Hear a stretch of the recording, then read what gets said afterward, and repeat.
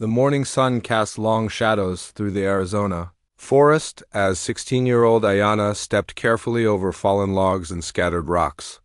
Her grandmother had taught her to move like water through the woods, silent and smooth. Today felt different, though.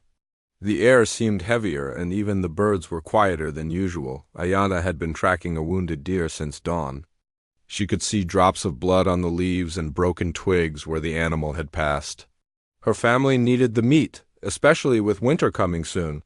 Her mother was getting weaker each day from the illness that had taken hold of her lungs.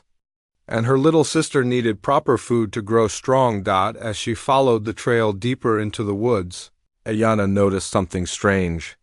The deer tracks suddenly stopped as if the animal had simply vanished. She knelt down and touched the ground with her fingertips, the way her grandfather had shown her years ago.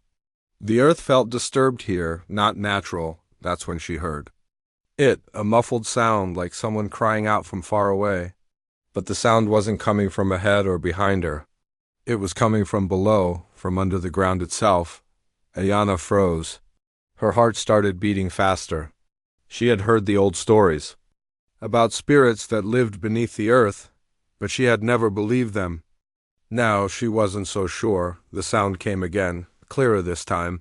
It was definitely human, and whoever it was sounded desperate. Ayana looked around carefully. The forest was empty except for her. No other person should be out here, especially not buried underground. She followed the sounds and found a spot where the earth looked freshly turned. Someone had dug here recently, and they hadn't been careful about hiding their work. Loose dirt was scattered around, and she could see the outline of what looked like a grave. But this wasn't an ordinary grave. As Ayana got closer, she could hear breathing. Weak, gasping breaths coming from beneath the soil. Someone was buried alive down there. Her first thought was to run. This could be a trap. Her people had learned to be suspicious of anything unusual in the forest.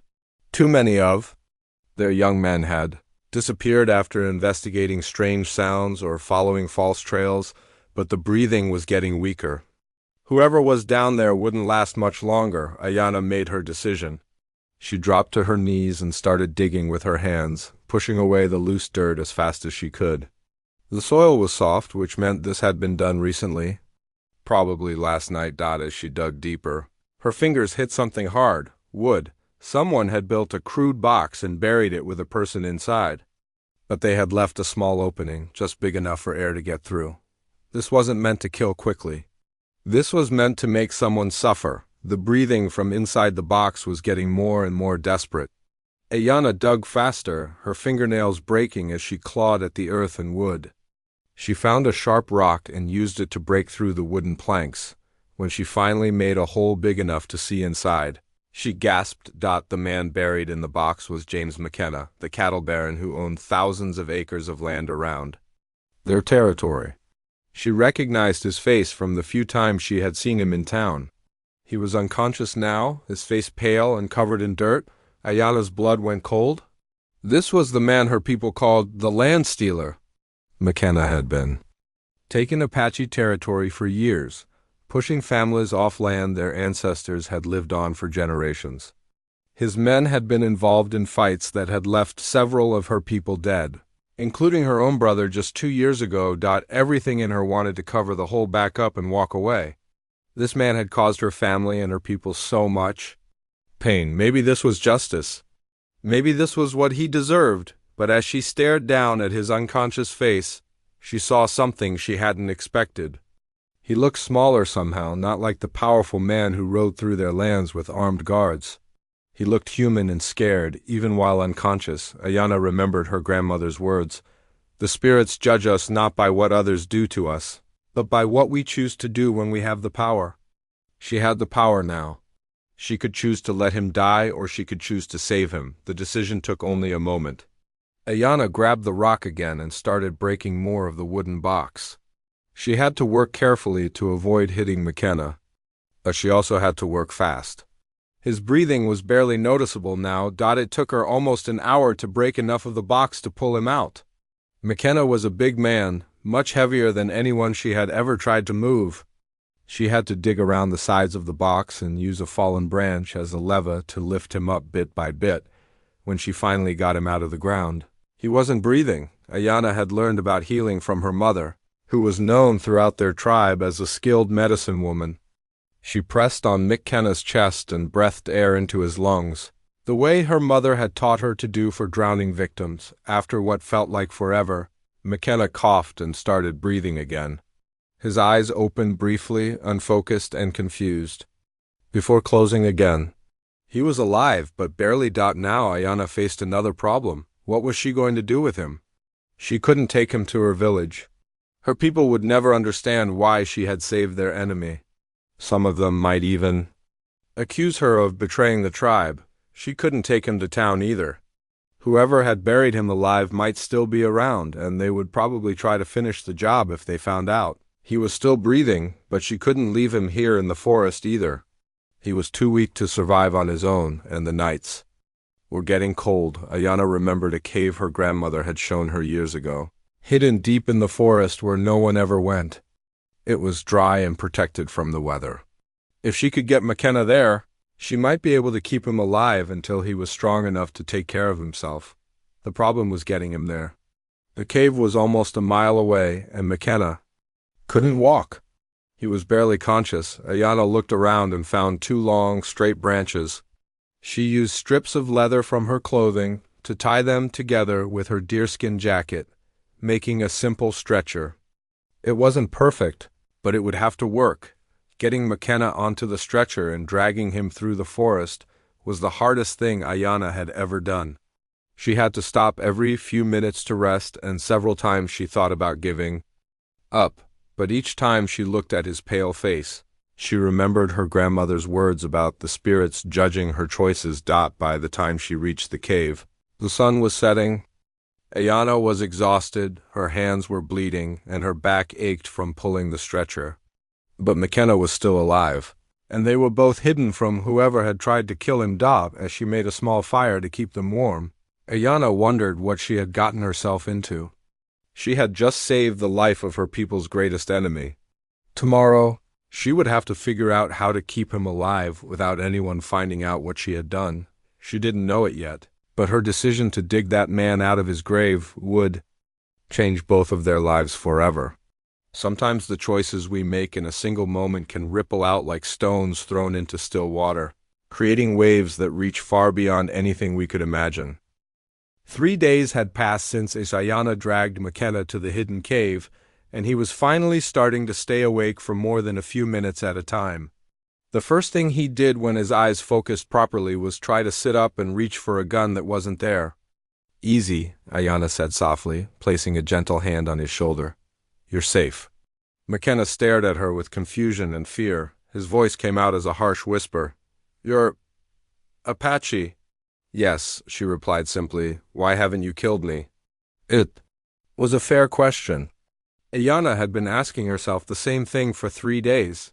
"Because you were dying," she said. "And I don't let people die if I can help it." McKenna tried to sit up again, wincing from the pain in his ribs. Someone had beaten him badly before burying him alive. "You don't understand," he said. "Your people ... We're enemies. I know who you are," Ayana said quietly. "You're the man who took our winter grazing lands 2 years ago. The man whose riders killed my brother when he tried to stop them from poisoning our water." McKenna's face went white. He had expected anger, hatred, maybe even torture. He hadn't expected this calm, matter-of-fact tone from the girl who had saved his life. "Then why?" he asked. Ayana was quiet for a long moment, stirring the rabbit stew she had made from an animal she caught that morning. "My grandmother always said that hate is like drinking poison and expecting the other person to die. I watched it kill my father from the inside after my brother died. I won't let it kill me too." Over the next few days, as McKenna grew stronger, the full story of what had happened to him began to come out. His business partner, a man named Coleman, had been stealing money from their cattle operations for months. When McKenna discovered the theft, Coleman had arranged for him to be ambushed on a remote trail. "He didn't want to just shoot me," McKenna explained, his voice bitter. "Said it would be too quick, too clean. He wanted me to suffer the way he claimed I'd made him suffer by being a better businessman. Coleman had hired 3 men to beat McKenna, bury him alive, and then spread the word that Apache raiders had killed him. It was the perfect plan. Coleman would inherit everything, and the local authorities would have another reason to push harder against the Apache people. "Your friend succeeded in one thing," Ayanna said as she changed the bandages on McKenna's injured hands. "Everyone thinks you're dead? I heard the talk in town when I went for supplies yesterday." She had been taking enormous risks to keep McKenna alive. Every day she had to sneak away from her family and village to bring him food, water, and medicine. She told her mother she was spending her days hunting in the far woods, which wasn't entirely a lie. "She was hunting, just not for animals? You went to town?" McKenna asked, alarmed. "That's dangerous for you." "Everything about this is dangerous," Ayanna replied. "But you needed real medicine, not just herbs? You had a fever that could have killed you." McKenna studied her face. She looked tired, stressed. He was beginning to realize just how much this young woman was risking for him. "How old are you?" 16. "You're just a child." Ayanna's eyes flashed with irritation. "I'm old enough to save your life. I'm old enough to decide what's right and wrong." "I didn't mean to insult you," McKenna said quickly. "I meant ... you shouldn't have to carry this burden alone." As the days passed, something unexpected began to happen. The two of them started talking, really talking, about their lives and their peoples. McKenna told Ayanna about growing up poor in Missouri, working his way west with nothing but determination and a willingness to do whatever it took to succeed. "I convinced myself that taking land was just business," he admitted one evening as they sat by the small fire. "I told myself the Apache weren't really using it anyway, that we could make it more productive.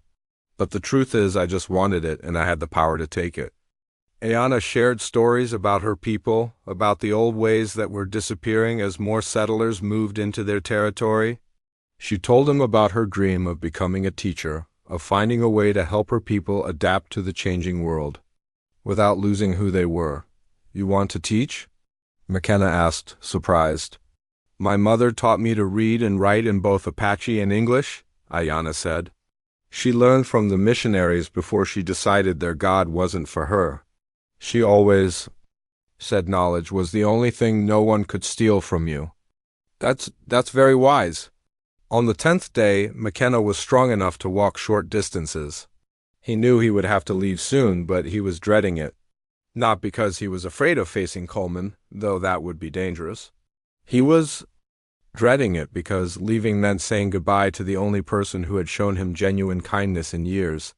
"I have to ask you something," he said that evening. "And I want you to tell me the truth." Ayanna nodded.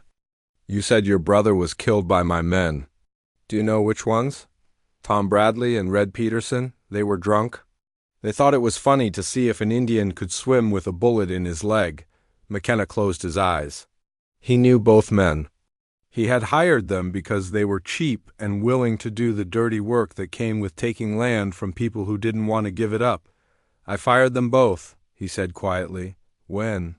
3 days after it happened. When I heard what they had done. "But you didn't turn them over to the law." "No," McKenna admitted. "I didn't. Why not?" McKenna was quiet for a long time. "Because I was a coward," he finally said. "Because admitting my men had murdered your brother would have meant admitting I was responsible for putting murderers on my payroll. It would have hurt my reputation, cost me business."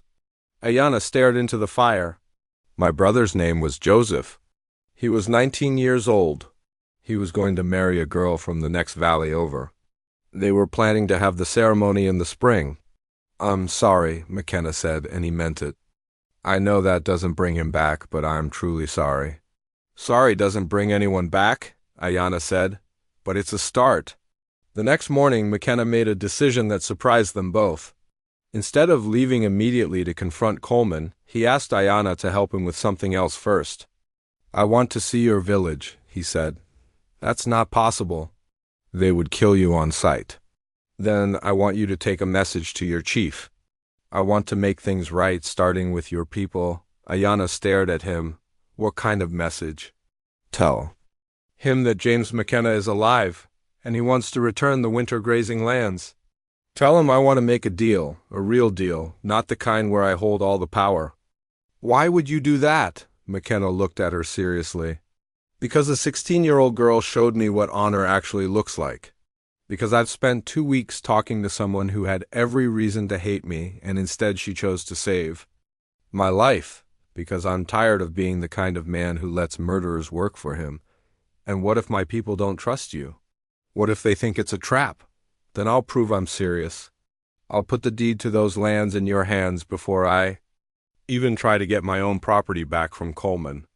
Ayanna felt something she hadn't felt in a long time. Hope.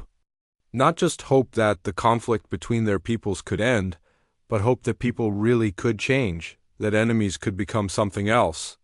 I'll take your message, she said, but I can't promise they'll listen. That's all I can ask. For, as McKenna prepared to leave the cave that had been his sanctuary, he realized that being buried alive had been the best thing that ever happened to him. It had stripped away everything he thought mattered and left him face to face with what actually did matter. The girl who had saved him had given him more than his life back. She had given him his soul. The meeting with Ayanna's tribal elders did not go well. When she returned to the cave that evening, her face told McKenna everything he needed to know before she even spoke. They think you're lying, she said, sitting down heavily by the fire. Chief Running Bear says white men's promises are like snow in summer. They look real until the sun touches them. McKenna nodded slowly. He had expected this reaction. What did you tell them about me, about how you found me? Everything. About Coleman, about the burial, about your offer to return the grazing lands? Ayanna poked at the fire with a stick. They listened, but they don't trust it. Too many promises have been broken before, and what do you think? Ayanna looked at him carefully. Over the past 2 weeks, she had watched this man change from someone who saw her people as obstacles to someone who genuinely seemed to care about making things right. But doubt still gnawed at her. I think you mean what you say right now, she said honestly. But I don't know if you'll still mean it when you're back in your big house with all your cattle and your power. McKenna felt those words hit him like a physical blow, partly because he worried she might be right. It was easy to make promises when you were weak and dependent on someone else's kindness. It was harder to keep them when you had choices again. There's something else, Ayanna continued. Chief Running Bear wants to know why Coleman buried you alive instead of just shooting you. He thinks there might be more to the story. That night, McKenna told Ayanna the full truth about his partnership with Coleman. It was uglier than he had admitted before, and it painted him in an even worse light. Coleman and I weren't just business partners, McKenna began, staring into the flames. We were friends, best friends, actually. We came west together from Missouri with nothing but big dreams and empty pockets.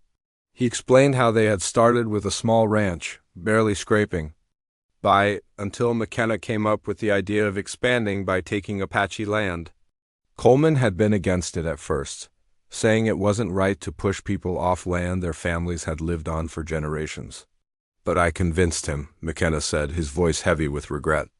I told him it was the only way we'd ever amount to anything. I said the Apache would adapt, find new places to live. I said we were bringing progress to the territory. As their cattle empire grew, McKenna became more ruthless, while Coleman grew more uncomfortable with their methods. The final break came when McKenna hired the men who would eventually kill Ayanna's brother. Coleman begged me not to hire Bradley and Peterson. He said they were dangerous, that they enjoyed hurting people, but they were cheap, and they were willing to do whatever it took to clear land. McKenna's hands clenched into fists. I chose money over conscience. I chose profit over my best friend's warnings.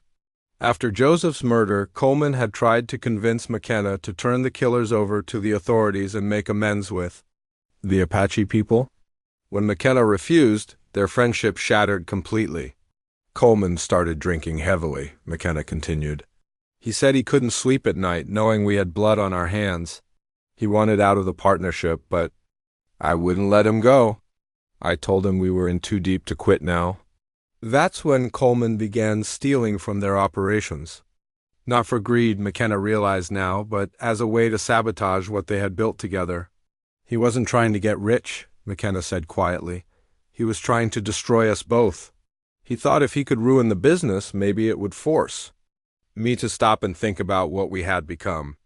When McKenna discovered the theft, he had confronted Coleman in a rage. The argument had turned violent, with McKenna threatening to have his former friend arrested and hanged as a thief. That's when Coleman snapped, McKenna said. He told me that if I was going to destroy him, he would make sure I suffered first. He said I deserved to die slowly, the way that Apache boy had died slowly in the river. Ayanna listened to all of this in silence, her face showing no emotion. When McKenna finished speaking, she stood up and walked to the mouth of the cave, looking out at the stars. You're telling me that your best friend tried to kill you because he couldn't live with what you had both done to my people, she said. Finally, yes. And you're telling me that my brother died because you cared more about money than about right and wrong? Yes. Ayanna turned back to face him. Then why should I believe you've changed? Why should I trust that you won't go back to being that same man once you're safe? It was the question McKenna had been dreading because he wasn't sure he had a good answer. How do you prove you've changed when you've spent years proving the opposite? I can't prove it with words, he said finally. All I can do is show you. How? McKenna reached into his shirt and pulled out a folded piece of paper. It was wrinkled and stained from his ordeal, but still readable. This is the deed to the winter grazing lands, he said, holding it out to her. I want you to have it. Ayanna stared at the paper but didn't take it. What do you mean? I mean the land belongs to you now, your people. Whether the first live or die, whether I get my ranch back or not, that land is yours. But you need those lands to make your deal with Chief Running Bear. No, McKenna said firmly. A real change of heart doesn't come with conditions. This isn't about making a deal. This is about giving back what was stolen. Ayanna finally took the deed, her hands trembling slightly. This represents thousands of dollars. It represents something more important than money. It represents a choice to do what's right even when it costs me something. They sat in silence for a long time, both lost in their own thoughts. Finally, McKenna spoke again, his voice barely above a whisper. There's something else I need to tell you. Something I've never told anyone. Ayanna looked at him expectantly. The night after your brother was killed, I rode out to the place where it happened. I don't know why. Maybe I thought seeing it would make me feel ... something, guilt, regret. Anything. McKenna's voice broke slightly. But when I got there, all I felt was anger. Not at Bradley and Peterson for what they had done, but at your brother for being there in the first place, for making me face the consequences of my choices. Tears started flowing down his face. I stood at the edge of that river where a 19-year-old boy had died because of my decisions, and I was angry at him for dying. What kind of person does that make me? Ayanna felt her own eyes filling with tears. She had expected many things from this conversation, but not this raw, honest confession of how far McKenna had fallen. It makes you human, she said softly. A broken human, but still human. I don't deserve your forgiveness, McKenna continued. I don't deserve your kindness. I don't deserve to live when your brother is dead. But you saved me anyway. Why? Ayanna wiped her eyes with the back of her hand. Because my brother would have wanted me to. Joseph believed that every person had good somewhere inside them, even when they couldn't see it themselves. He used to say that sometimes people need to be saved from their worst selves. And you think that's what you're doing? Saving me from myself? I think, Ayanna said carefully, that maybe we're saving each other. She told him about the anger she had been carrying since Joseph's death. How it had been eating away at her, making her suspicious of every white person she met, filling her dreams with thoughts of revenge. When I dug you out of that grave, I thought I was just saving your life, she said. But I think I was also saving my own soul, because if I had walked away and let you die, I would have become someone my brother wouldn't recognize. As dawn broke over the forest, McKenna made another confession that would change everything between them. I know this doesn't change anything, he said, but I need you to know that I dream about your brother almost every night. In my dreams, he's still alive, and he's asking me why I let his killers go free. I wake up every morning knowing that I failed him, failed you, failed everyone. What do you tell him in these dreams? Ayana asked. I tell him I'm sorry. I tell him that if I could trade places with him, I would do it without hesitation. Ayana was quiet for a long moment. Then she said something that surprised them both. Joseph wouldn't want you to trade places with him. He would want you to live long enough to make sure his death meant something good. Those words hung in the air between them like a bridge connecting two different worlds. For the first time since she had pulled him from that grave, Ayana truly believed that James McKenna could become a different man than he had been. And for the first time in years, McKenna began to believe he might be worth saving after all. The deed to the winter grazing lands changed everything for Ayana's people. When she presented it to Chief Running Bear, along with McKenna's story, the tribal council spent 3 days in heated discussion. Some elders still believed it was a trap, but the paper in their hands was real, and it represented the return of sacred land their ancestors had used for generations. This McKenna, Chief Running Bear said to Ayana on the 4th day. He asks for nothing in return? Nothing, Ayana confirmed. He says it's not about making deals anymore. It's about doing what's right. The old chief studied the deed carefully. He had learned to read English years ago, when treaties still seemed to mean something. And you believe him? Ayana thought about all the conversations she'd had with McKenna over the past 3 weeks. She remembered the tears on his face when he talked about her brother, the way his hands shook when he signed over the land deed.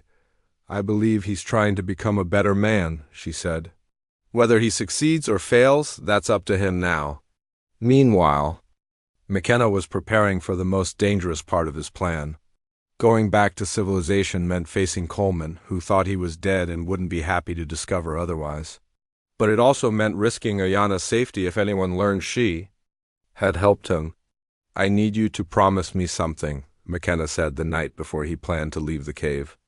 If this goes wrong, if Coleman's men find out about you, you have to take your family and disappear into the deep mountains. I'm not running, Ayana said firmly. My people have been running for too long. This isn't about pride. This is about staying alive. Coleman is desperate now, and desperate men do terrible things. Ayana looked at him with that steady gaze that had become familiar over their weeks together. Are you asking me to abandon you? I'm asking you to be smart. You've done enough. You saved my life. You showed me who I really am. You gave me a chance to make things right. Now let me handle the rest. But Ayana had no intention of letting McKenna face his troubles alone. Over the past month, she had come to care about this broken man who was trying so hard to rebuild himself.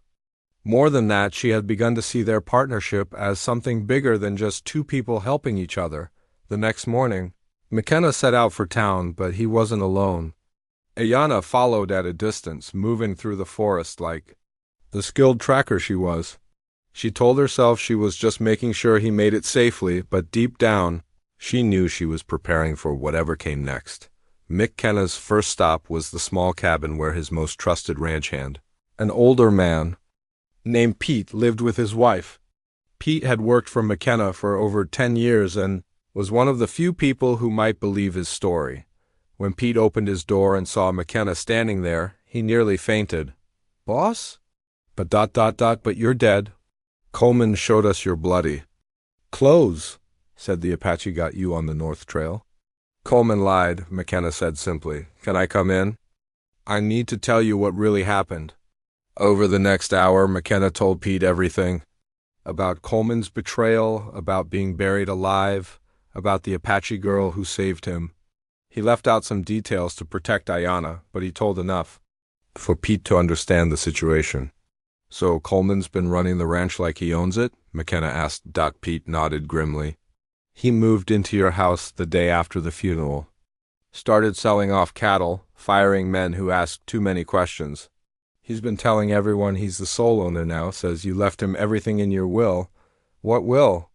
I never wrote a will. That's what I thought, but Coleman's got papers.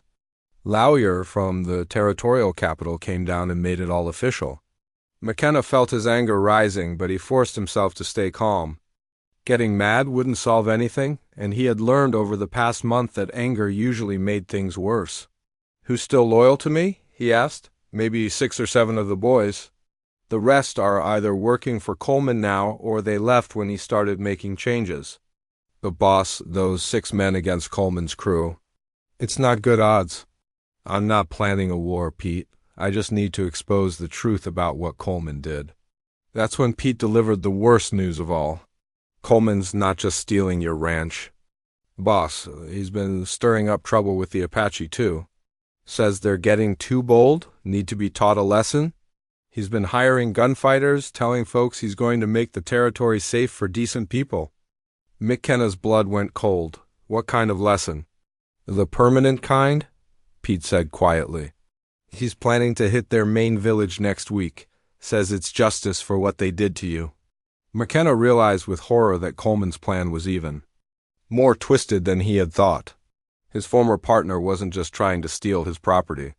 He was planning to use McKenna's fake death as an excuse to attack innocent people, including Ayana's family. "I have to stop him," McKenna said. "How?" "You show up alive, and Coleman will just have you killed for real this time. He's got too many men now, and they're all loyal to his money." McKenna left Pete's cabin with his mind racing. He needed help, but he couldn't ask his few remaining loyal workers to risk their lives. He couldn't go to the law either because the sheriff was one of Coleman's drinking buddies. As he walked through the dark streets of town, trying to figure out his next move, he heard footsteps behind him.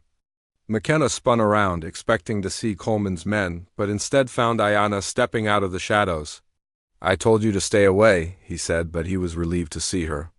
"And I told you I don't run," she replied. "Besides, you need help." "This isn't your fight anymore? I gave you the land deed. That part is settled." "This became my fight the moment Coleman decided to attack my village," Ayana said. "Pete has a loud voice. I heard everything from outside the window." McKenna realized she was right. This had gone far beyond their personal relationship. Coleman was planning to massacre her people, using McKenna's supposed death as justification. "What do you want to do?" he asked. "I want to save both our peoples." "From a war that will hurt everyone," Ayana said. "But I can't do it alone, and neither can you." They spent the rest of the night planning. Ayana had advantages that McKenna didn't. She could move through the territory without being seen, and she had connections with Apache scouts who could gather information about Coleman's plans. "My cousin runs messages between the different Apache bands," she explained. "He could have 20 warriors here in 2 days if we need them." "I don't want this to turn into a battle," McKenna said. "Too many people would die." "Sometimes showing strength prevents a fight instead of starting one," Ayana replied. "Coleman thinks he's dealing with a dead man and a helpless tribe. Let's show him how wrong he is." Over the next 3 days, they worked together to gather evidence of Coleman's crimes. Ayana's scouts discovered where Coleman was hiding the stolen cattle. McKenna's loyal workers helped them find the forged documents. Coleman had used to claim ownership of the ranch. But their most important discovery came when Pete overheard Coleman talking to his hired gunmen about the planned attack on the Apache village. "He's not just planning to steal cattle or land," Pete reported. "He wants to wipe them out completely. Says it's the only way to make sure no one ever finds out what really happened to you, boss." McKenna felt sick. His former friend had become a monster, willing to commit mass murder to cover up his crimes. "We have to expose him before he attacks," McKenna said. "How? Who's going to believe us against him?" That's when Ayana had an idea that was both brilliant and dangerous. "What if James McKenna came back from the dead?" she said. "What if he showed up alive at the exact moment Coleman was about to attack my village?" "That's suicide," McKenna protested. "Coleman will have me shot on sight." "Not if I'm there with Apache warriors to protect you," Ayana said. "Not if the whole territory sees Coleman's reaction when his dead partner walks up and calls him a liar and a thief." McKenna stared at her. "You're talking about walking into an ambush." I'm talking about ending this war before it starts, she replied. Coleman's power comes from people believing his lies. What happens to that power when everyone sees the truth? As they finalized their plan, McKenna realized that the scared, bitter man who had been buried alive a month ago was gone forever. In his place was someone who was willing to risk everything to protect people he had once considered enemies, and beside him was a 16-year-old Apache girl who had grown into one of the wisest and bravest people he had ever known. Tomorrow, they would find out if courage and truth were stronger than greed and lies. The sun was just beginning to rise when Coleman and his hired gunmen reached the ridge overlooking the Apache village. 23 armed men on horseback, ready to carry out what Coleman called justice for James McKenna. Down below, families was starting their morning routines, children playing near the stream, women preparing breakfast over small fires. Coleman raised his hand to signal the attack when a voice behind him made his blood freeze. "Hello, old friend." Coleman spun around in his saddle to see James McKenna walking up the ridge, very much alive and flanked by Apache warriors. The shock on Coleman's face was visible to everyone present. "That's impossible," Coleman whispered. "You're dead. I buried you myself." "You tried to bury me," McKenna said calmly, "but someone dug me out. Someone who showed me what real honor looks like." Ayanna stepped forward from behind the warriors, and Coleman's eyes widened as he recognized her. "You," he snarled. "I should have known an Apache would be behind this. She saved my life," McKenna said. "The same life you tried to end because you couldn't face what we had both become." The gunmen Coleman had hired were looking back and forth. Between the two former partners, confusion replacing their earlier confidence. They had signed up to attack a defenseless village, not to get caught in the middle of a dispute between white men who were supposed to be on the same side. "Boys," McKenna called out to Coleman's men, "how much is he paying you for this job?" $50 each, one of them answered. "I'll pay you 100 each to ride away right now and forget this ever happened." Several of the hired guns started looking interested, but Coleman quickly spoke up. "Don't listen to him. He's broke. I own everything now." "Actually, you don't," McKenna said, pulling out a folder of papers. "These are copies of the real ownership documents for my ranch. Turns out you can't inherit property from someone who isn't dead." He handed the papers to the nearest gunman, who could read well enough to understand what he was looking at. "This says James McKenna is the sole owner of the Double M Ranch," the man announced to the others. "Those are forgeries." Coleman shouted, but his voice was getting desperate. "Then let's ride back to town and have the territorial judge decide," McKenna suggested. "I'm sure he'd be very interested to hear how you managed to inherit my property before my body was even cold." That's when Coleman made his fatal mistake. Instead of trying to bluff his way out of the situation, he reached for his gun. "I should have made sure you stayed dead," he yelled, drawing his weapon, but Coleman was facing the wrong direction. He was so focused on McKenna that he forgot about the Apache warriors surrounding them. Before he could fire a shot, 2 arrows hit the ground right next to his horse, and Chief Running Bear's voice boomed across the ridge. "The next arrows will not miss." Coleman looked around and realized he was completely surrounded. More Apache warriors had appeared on the ridges above. Them and his own hired guns were backing away from him. "You set me up," Coleman said to McKenna. "I gave you a chance to surrender peacefully," McKenna replied. "You chose violence instead, just like you always do when things don't go your way." What happened next surprised everyone, including McKenna. Coleman broke down completely, tears streaming down his face as he dropped his gun. "I can't sleep," he sobbed. "Every night I see that Indian boy's face. Every night I hear you telling me it was just business. I thought if I got rid of you, the nightmares would stop." McKenna felt a wave of sadness wash over him. His former friend hadn't become evil. He had become broken by the same guilt that McKenna had been carrying. "The nightmares don't stop by hurting more people," McKenna said gently. "They stop when you start making things right." "It's too late for that," Coleman said. "I've done too much, stolen too much, hurt too many people." "It's never too late," Ayanna said, speaking for the first time since the confrontation began.